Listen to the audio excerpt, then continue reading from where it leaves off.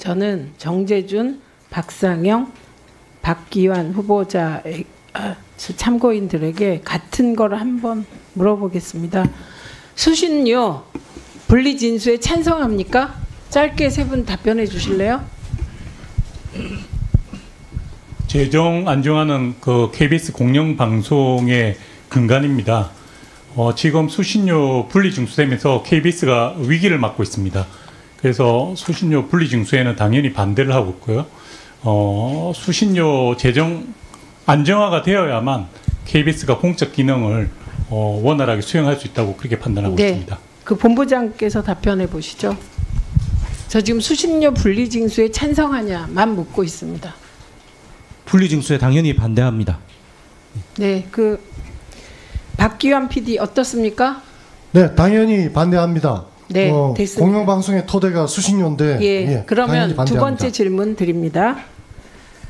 수신료 통합 징수를 노조 차원에서 추진하시겠습니까? 본부장님, 박상현 본부장님. 네, 그 언론노조 KBS 본부가 중심이 돼서 사내에 있는 직능단체 및 다른 노조와 함께 저희 사내적으로 수신료 TF를 꾸렸고 사측은 이번에 빠졌고요. TF의 의견을 저희 과방위에 전달을 한 적이 있습니다. 그 과정에서 사측을 설득할 생각도 있습니까? 노사협의회 때 박민 사장에게 그 수신료 통합 징수 방송법 개정안에 대한 의견을 물었었고 같이 하자라는 제안을 했지만 사측이 거절을 했습니다. 하지만 네, 알겠습니다. 거기까지 듣고요. 정재준 기자는 수신료 통합 징수 찬성할 테니 따로 안 물어도 될 것 같습니다. 예, 박기환 PD 수신료 통합 징수에 찬성하십니까? 네, 당연히 찬성합니다. 예, 여기 허성권 위원장이 오셨으면 제가 물어봤을 텐데 그래서 요청하셨는데 시간이 안 됐어요. 예, 궁금합니다. 그 박장범 후보자께서는 대한민국이 공영방송 KBS 국가기관 방송을 유지할 만한 경제력이 된다고 생각하시죠? 네. 이거 크게는 대한민국의 국가기관 방송을 두냐 안 두냐의 문제입니다. 둔다는 결정이 내려지면 어떤 재원으로 할 것인가 논의하는 거거든요. 그동안의 일종의 타협적 방식으로 수신료라는 제도를 두고 징수 과정의 효율성을 높이기 위하여 한전에 위탁 징수한 것입니다. 완전하진 않지만 이걸로 몇십 년을 KBS를 유지해 왔죠. 근데 갑자기 이게 없어졌으면 당연히 정부는 그러면 수신료가 제대로 안 거친 나머지 부분은 일반 회계에서 지원을 하든지 대안을 마련해야 되는데 그런 대안 마련 없이 수신료를 분리징수시키고 그래서 KBS를 경영이 어렵고 다들 불안한 상태로 빠뜨리고 이게 무슨 국가 운영입니까? 말이 안 되는 일이 지금 벌어지고 있다는 점을 제가 분명히 말씀드립니다. 저는 혼자라도 계속 질문할 터이니 위원님들 피곤하시면 가십시오. 예, 저는 추가 질의를 계속 해야겠습니다. 그리고 저는 지금까지 요목을 나누어서 하나하나 박장범 후보자를 증명했습니다. 첫날 도덕성 문제 했고요. 그래서 문제가 많은데 후보자가 사과를 굉장히 쿨하게 빨리 하셨습니다. 네. 그리고 그 언론 자유나 방송 독립에 대한 의지가 있는지 정현주 사장은 노무현 대통령 때 노무현 대통령이 임명했지만 FTA 때 그 반대하는 소리를 KBS가 적극적으로 방송하고 보도하는 과정에서 그런 소문이 돌았어요. 노무현 청와대가 정현주를 버렸다. 이럴 만큼 방패막이가 돼서 취재 자율성, 보도 자율성을 보호해 줬습니다. 그런 분도 계세요. 박권상 사장은 말로만 기계적 중립이 아니라 정말 KBS를 기계적 중립 시대로 이끌었습니다. 그 기계적 중립이 돼야 그 이후에 가치 판단 보도가 나오든 말든 할 거 아니에요. 이런 사장들이 있습니다. 살펴보시면 방패막이가 됐고 두 분 다 그거 기억해 두시고요. 그래서 수신료와 관련하여서는 반드시 KBS가 하나가 돼서 노사가 재정을 안정화시킨다 애매하게 하지 말고요. 일단 수신료로 KBS를 먹여 살리겠다. 우리 사회가 결정한 이상 통합징수를 다시 열어줘야 됩니다. 헌재 하시는데 헌재는 통합징수가 합헌이라는 판결을 내린 바도 있습니다. 헌재가 그런 곳이에요. 그거를 사장께서 알아두셔야 될 것 같아요. 네. 네. 그리고 지금부터 제가 여쭤보는 거는 지금 정재준 기자나 박상현 본부장이나 박규환 PD나 곧 KBS에서 일어날지도 모를 일입니다. 무슨 지금 노무현 대통령이 시장으로 권력이 넘어간 지 오래고 이념의 시대는 끝났다. 그게 2006년, 7년입니다. 근데 무슨 이념 논쟁을 합니까 지금. 북한이 무슨 경쟁 상대입니까? 이상한 나라지. 저런 왕조 국가가 21세기에 있는 게 이상한 거지. 저희들에게 자꾸 의심하고 물어보지 마세요. 제가 지난번에도 6.25는 남침이라고 분명히 말했습니다. 스탈린과 김일성의 오판에 의해서 우리 동족이 150만 명 이상이 살상됐다고. 김일성은 전범이라고. 이념의 시대 끝내주십시오. 우파좌파 그런 말 이 자리에 와서 하지 마세요. 그래서 저는 지금부터는 곧 일어날 걸 묻겠습니다. 좀 아까 국제뉴스 강화하겠다고 하셨죠? 제일 먼저 뭐 하실 겁니까? 일단 가장 중점을 두신 특파원 복원해야죠. 복원하는 거는 사실 저희가 예산이 꽤 그러니까요. 많이 들어가는 사안입니다. 말 잘하셨는데 해외 지국을 8개에서 7개 줄였고요. 특파원이 17명에서 11명으로 감소됐죠. 그런데 어떻게 국제뉴스를 대폭 강화합니까? 다른 방법 없어요. 어제 답변하실 때 그 다른 소스를 동원해서 국제뉴스를 강화해 보겠다고 했는데 그 소스가 뭡니까? 정확히 얘기해 보세요. 편성입니다. 편성. 편성이라는 건 지금 이제 뉴스 시간 외에 글로벌 24 그리고 세계는 지금이라는 프로그램이 아마 대표적인 국제 정보 뉴스 아니 근데 프로그램입니다. 그 정보를 어떻게 얻냐고요? 일단 프로그램을 이제 국제 뉴스를 강화할 수 있는 프로그램을 런칭을 편성해 잡고요.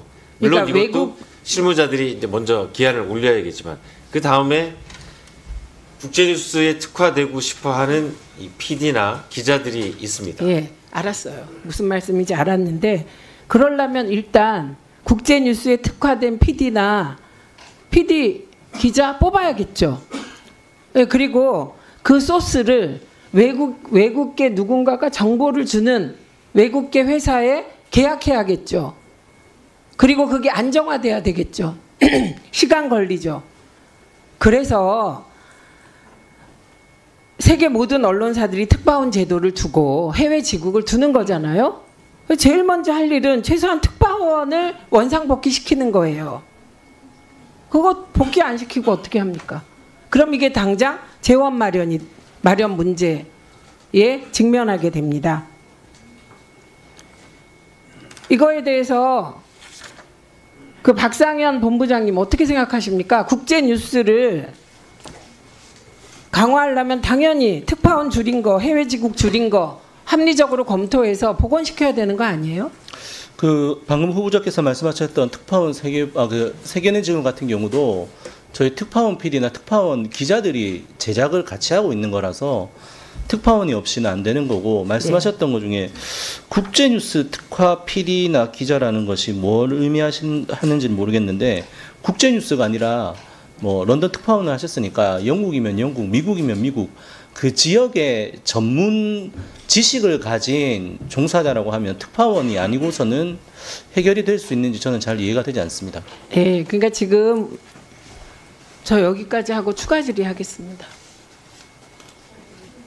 네, 합니다. 저는 네, 저 합니다. 네, 저 혼자 합니다.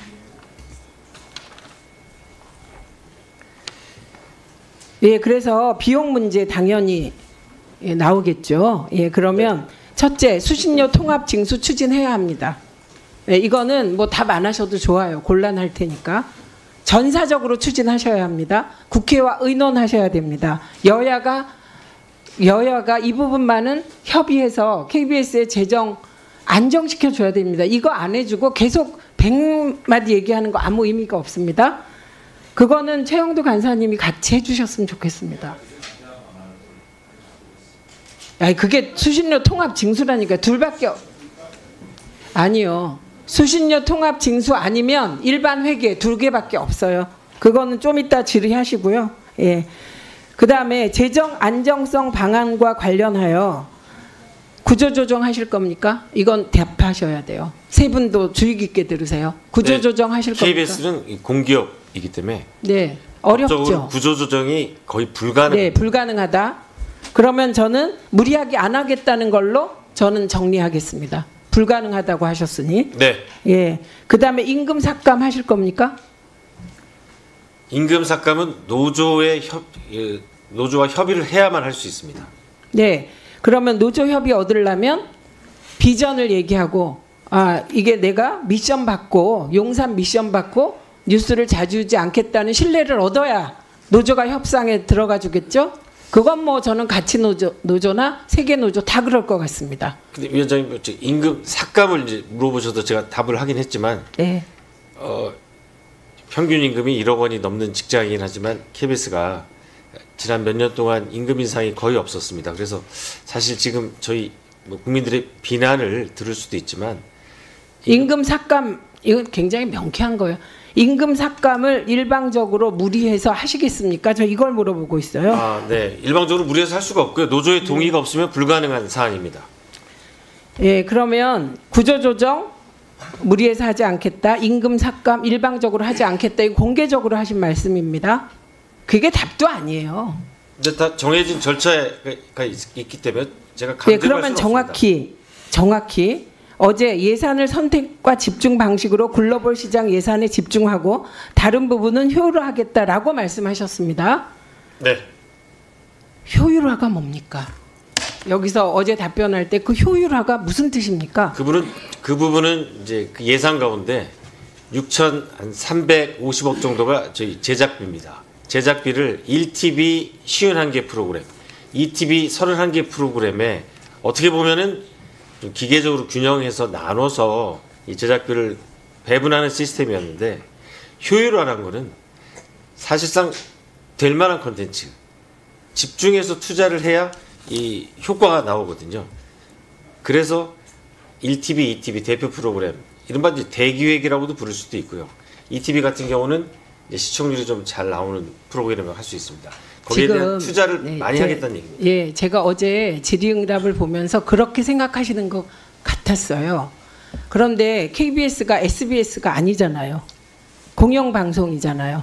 국가기관 방송이잖아요. 돈 안 되는 프로그램도 만들어야 되잖아요. 그렇기 때문에 그 51개의 프로그램을 그리고 31개의 프로그램 중에 어느 것에 선택과 집중을 하느냐에 따라 그 방송사의 철학이 드러나는 거 맞죠? 네, 어려운 선택입니다. 예, 쉽지 않은 선택이죠. 이 부분과 관련하여 박상현 본부장 그 51개 프로그램, 31개 프로그램 예, 그거 선택과 집중한다면 어느 프로그램이 제일 빨리 없어질 것 같습니까? 시청률 안 나오고 돈 안 되는 프로그램 없어지겠죠. 소위 얘기해서 사회적 취약계층을 위한 프로그램들이 제일 먼저 없어지지 않을까 싶습니다. 네, 이게 박장권 후보자가 경영을 이제 하시게 되면 그냥 맞닥뜨릴 문제고 만약에 소외계층 프로그램을 없애면 국회에 와서 그것 때문에 또 집중 포화될 그런 문제입니다. 그래서 박민 사장이 이 자리에 와서 많은 게 빨리 잘 될 줄 알았는데 막상 해보니까 쉽지 않더라 그렇게 고백을 하신 일이에요. 그래서 지금 제가 후보자가 답변하는 걸 보면서 매우 걱정이 많이 됩니다. KBS가 어떻게 갈까. 그래서 정말 노조하고 얘기 많이 하셔야 됩니다. 진짜. 그래도 노조가 3개나 있잖아요. 그 3개 노조가 전부 소외계층을 위한 프로그램 없애자고 앞장서진 않을 거 아닙니까? 노조니까. 임금 삭감해서 비정규직부터 임금 삭감하자는 주장은 안 하실 거죠? 네. 네. 그렇기 때문에 이제는 주로 내부 구성원들과 만나서 이런 문제를 논의해야지 그 류희림 위원장처럼 일찍 나가갖고 어디론가 가버리고 그거는 내부하고는 얘기 안 한다는 거거든요. 그렇게 하시면 절대로 안 됩니다. 그리고 저희가 지속적으로 KBS는 매우 중요하기 때문에 관심을 갖고 지켜보고 두 간사님과 함께 수신료 문제에 대해서는 잘 아세요. 최영도 간사님도. 지금은 통합징수로 다시 가는 것밖에 길이 없다는 거를 정치적 상황 때문에 어려울 뿐입니다.